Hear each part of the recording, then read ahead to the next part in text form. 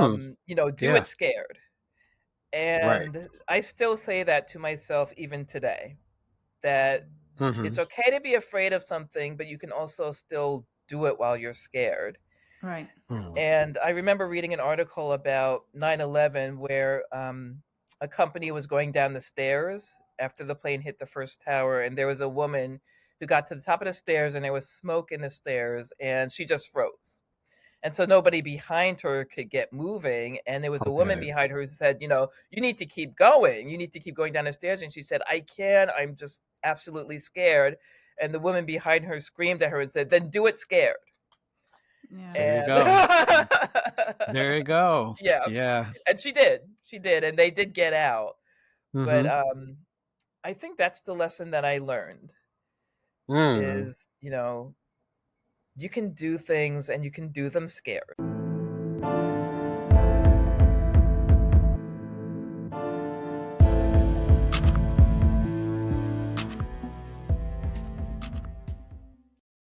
Hi, everyone, and welcome to the 5th season of In the Telling, a global Black family podcast.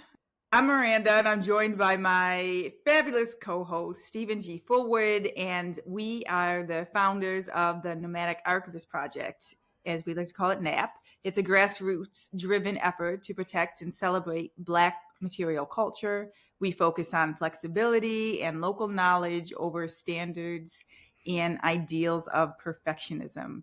We are about decentralizing archives, moving beyond institutional walls so that people who create history can also shape how it is preserved and shared. Hey everyone, are you interested in archives but don't know where to start? Well, maybe you will enjoy NAP's Kickback. Every other Tuesday, Miranda and I, and sometimes with special guests, have a conversation over a live stream about the basics of archives in a relaxed space. You should check us out. Previous live streams of NAP Kickbacks are now available on our YouTube channel, Nomadic Archivist. Join us every other Tuesday to be in community with us. This is also where you can find this and previous seasons of In the Telling. For more information about NAP, sign up for our newsletter, go to our website at nomadicarchivistproject.com. And our wonderful guest today is Lyzette Wanzer, a San Francisco writer, editor, writing workshop instructor. Her work appears in over 30 literary journals, magazines, books, and newspapers.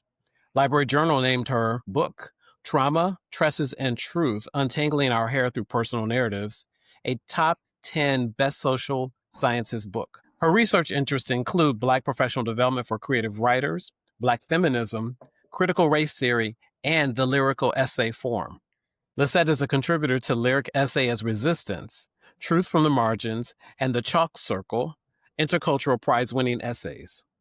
You can learn more about Lyzette and her work by visiting her website at lyzettewanzermfa.com. Welcome to the show, Lyzette. Welcome. Thank you. Thank you so much for having me. It's so good to be in conversation with you today. So we typically like to open up the conversation with hearing from you about who you are and a little bit about where you've come from. Sure. So I am a native New Yorker who has been living now in San Francisco for about 20 years. Okay. I lived in Atlanta for 6 years before I came here. So New York to Atlanta to here. And we're in New York. Born in the Bronx, Oh, okay. grew up Suffolk County, and then up to Rye in Westchester County, then back to Manhattan. Okay. And it was in Manhattan for quite a while. Okay. Well, I'm super excited because I want to know what story you want to share with us today. I guess it's a two-pronged approach. First, I'd like to talk about roller coasters and how that forged a relationship with my father, and also the lessons that I learned from him about riding roller coasters and the importance of extended family, because Okay.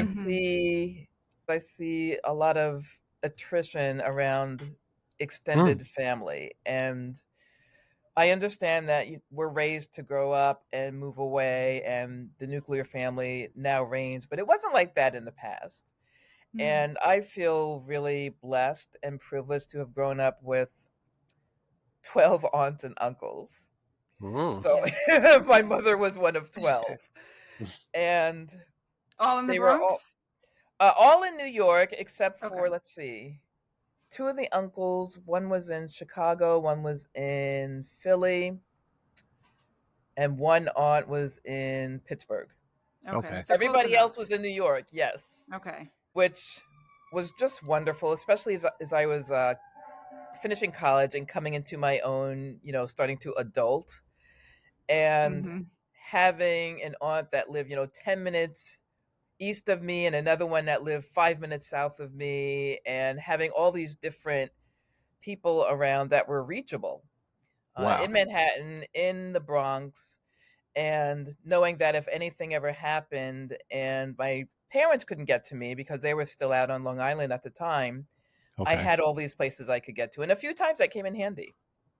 And Right. it made me feel that I had several homes, not just Hmm. my own, and several places of safety that I could go Right. to. Yeah, That's this great. sounds like a really strong support network, Yes. Hmm. and maybe also a lot of places to get some good food.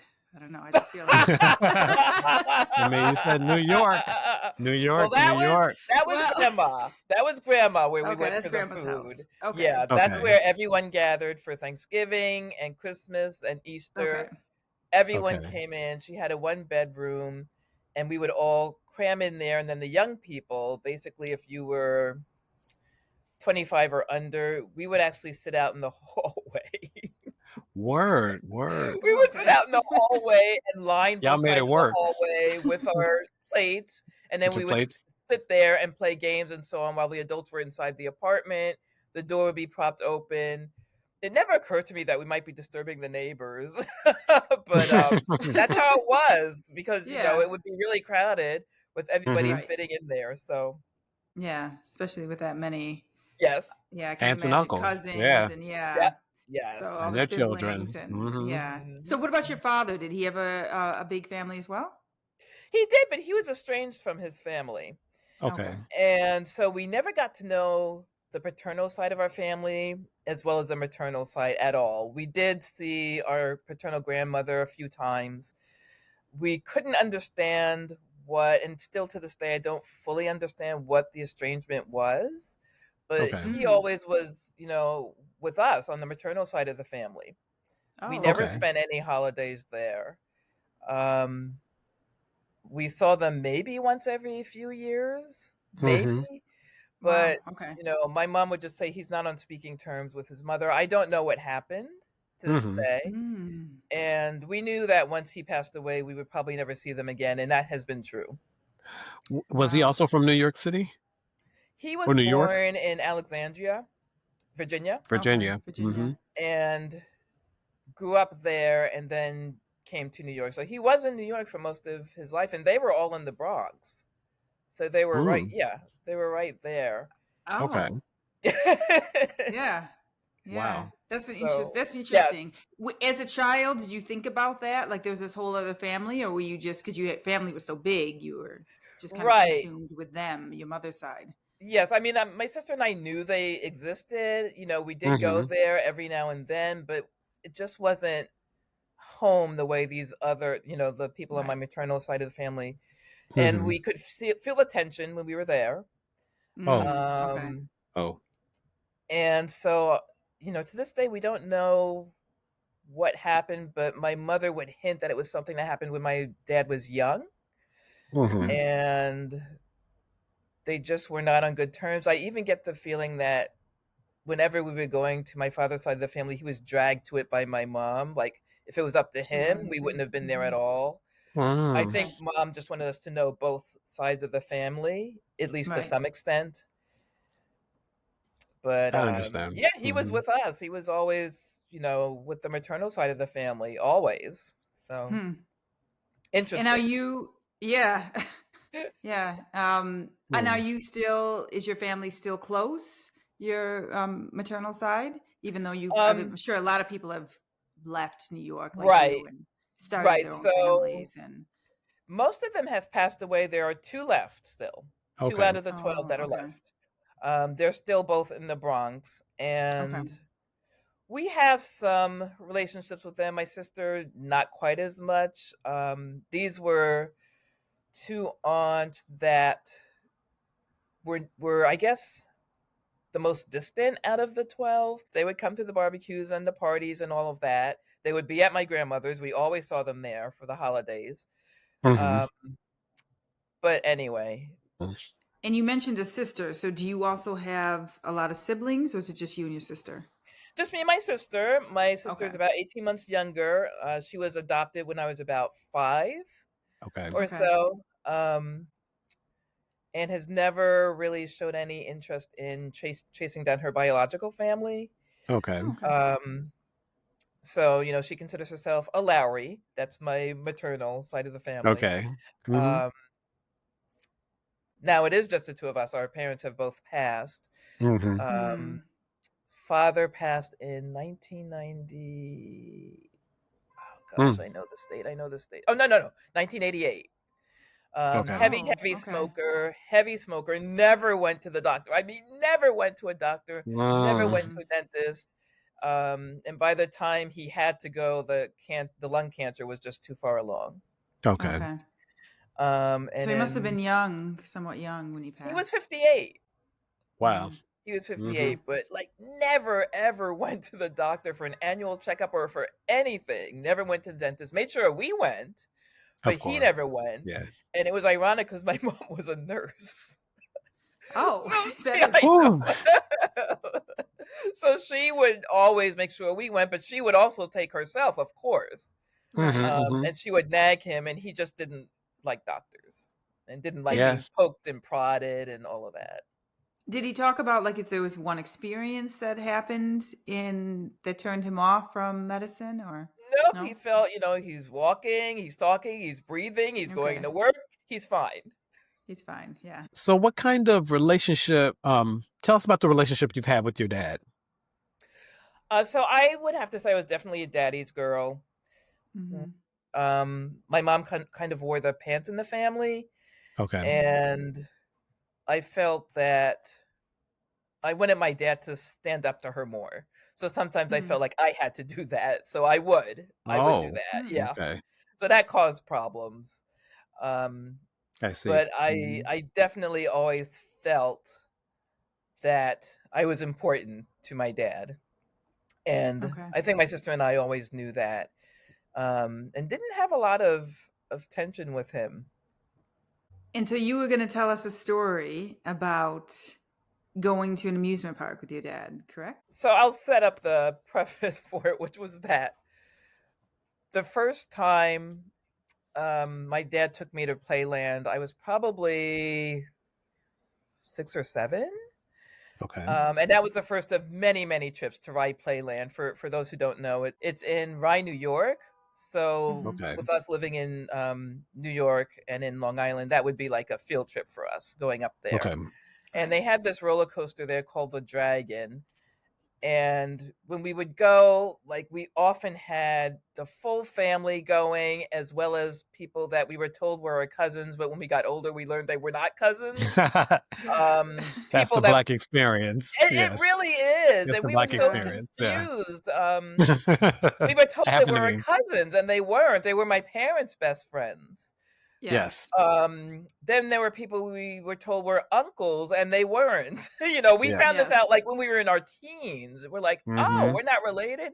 Anyway, that whole group would come, and we would carpool to Rye Playland, and he would boast in front of all of the men that I was a daddy's girl, and the only one I would ride roller coasters with was him, and I was scared to death of roller coasters, especially the Dragon. Like that's not a break-in roller coaster. Do you guys know that one?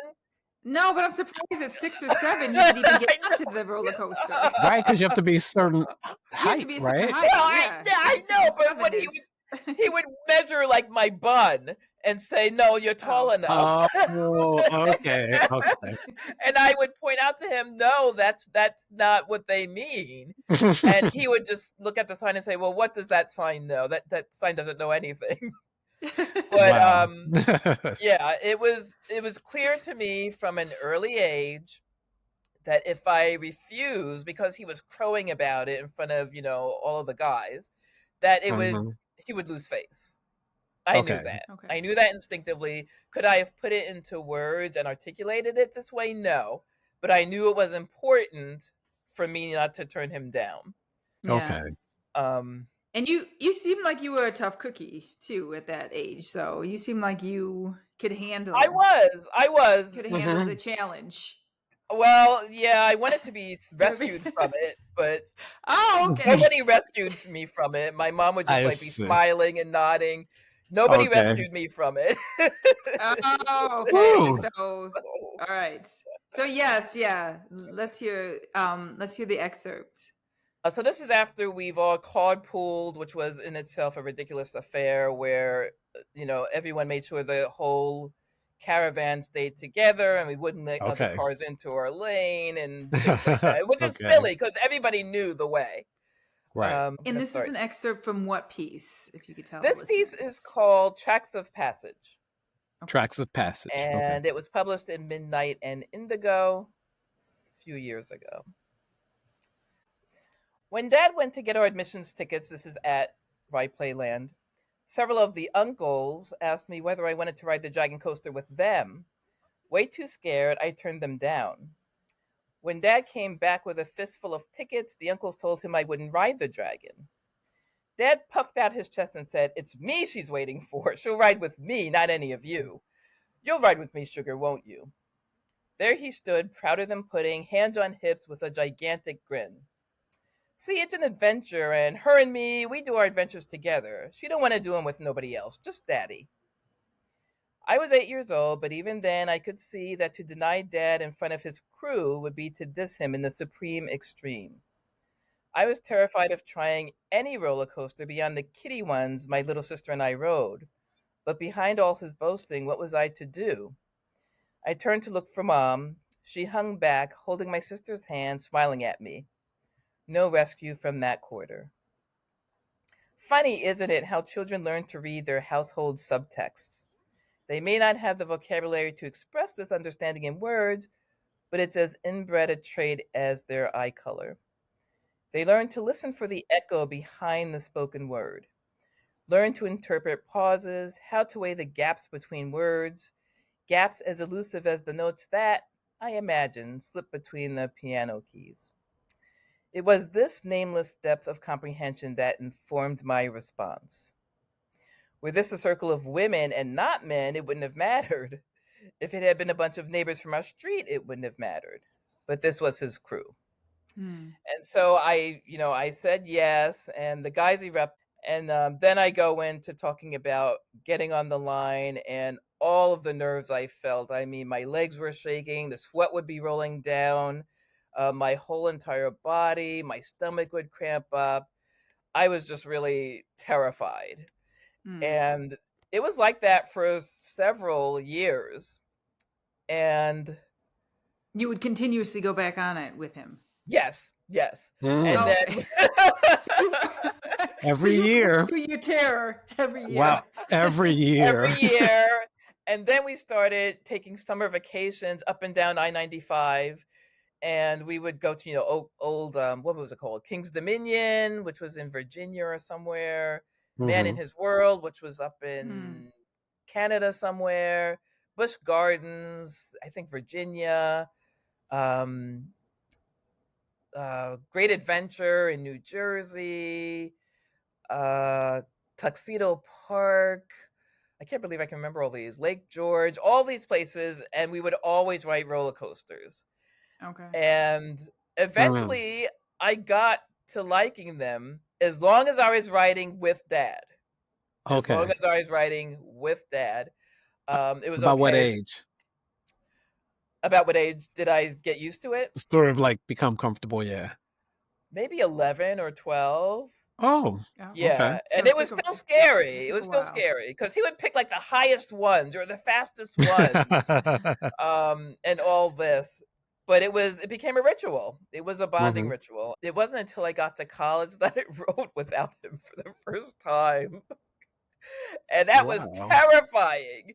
And I only did it because the freshmen, we were freshmen, the girl who got into the seat by herself, I wanted to ride with one of the guys because I wanted a dad substitute to hold me. Okay.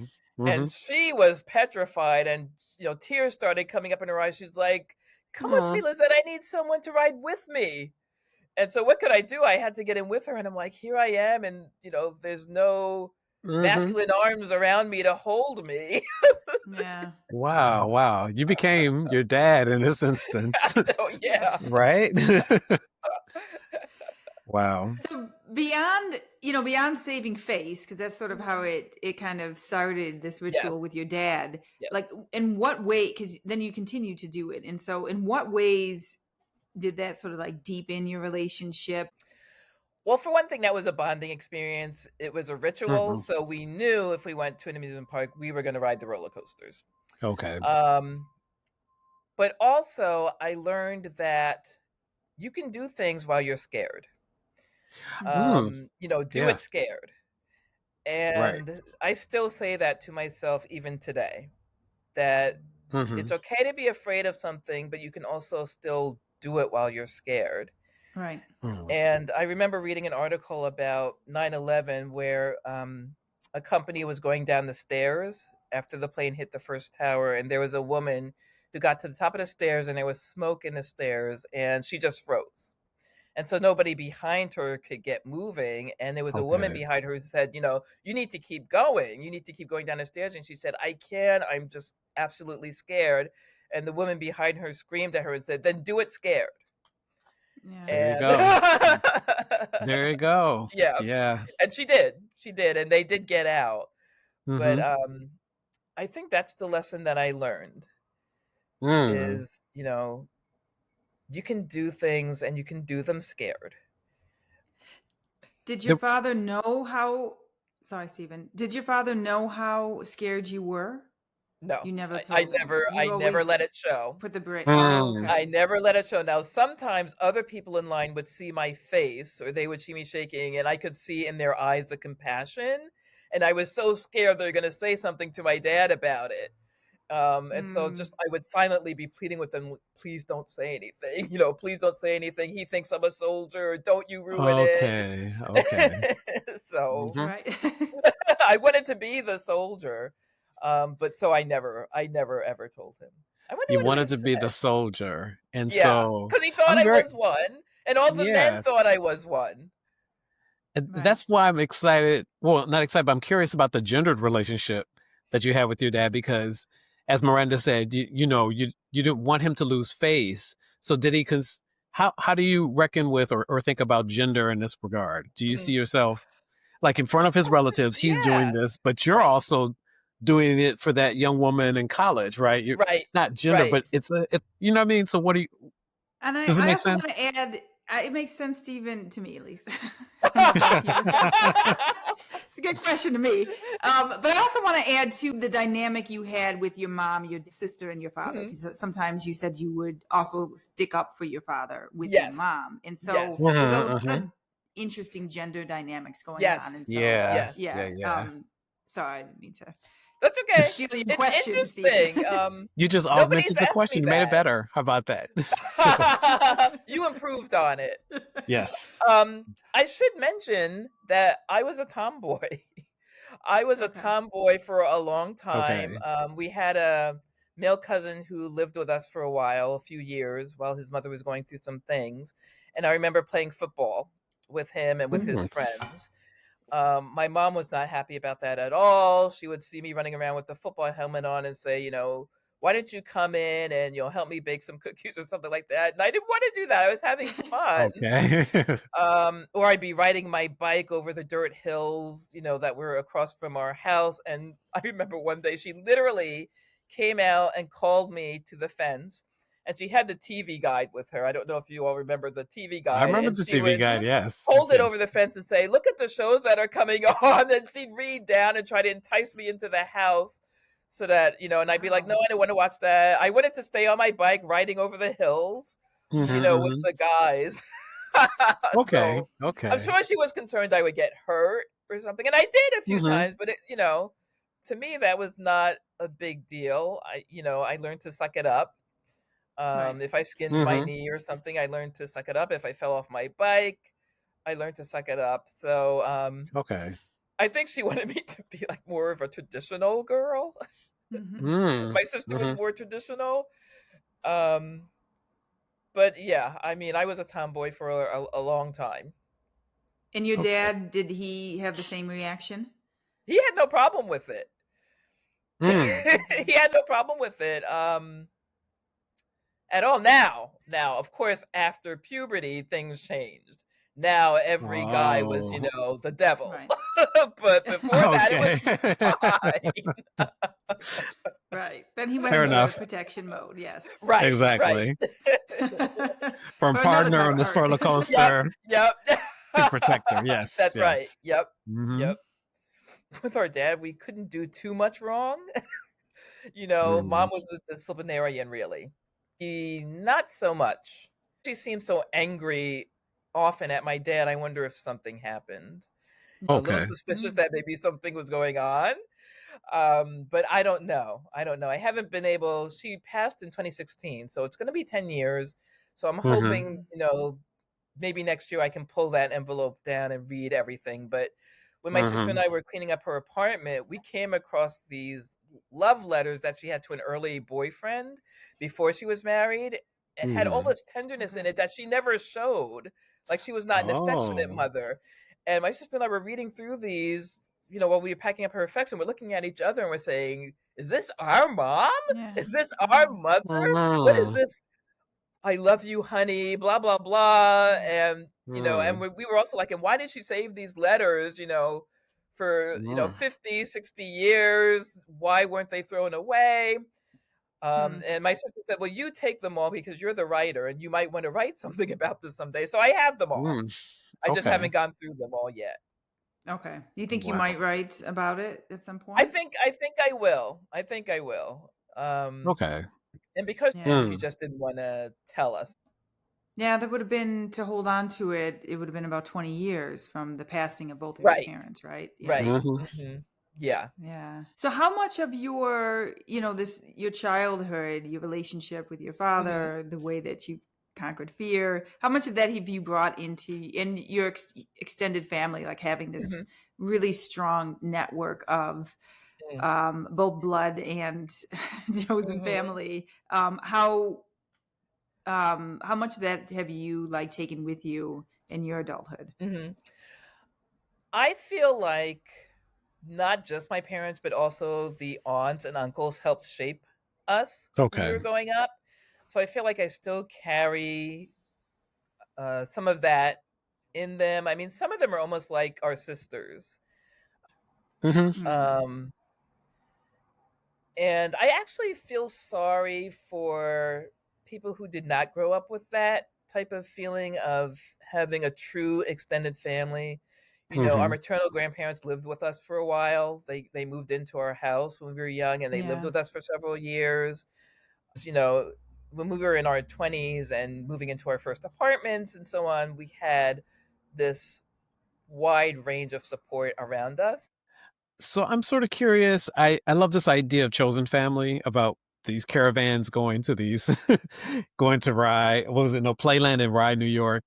And so, do you keep in touch with some of these folks? How did they become a part of your family? Do you know how these uncles and aunts and cousins became part of your family? We had an Uncle George. Turns out he was no relation. He was our godfather.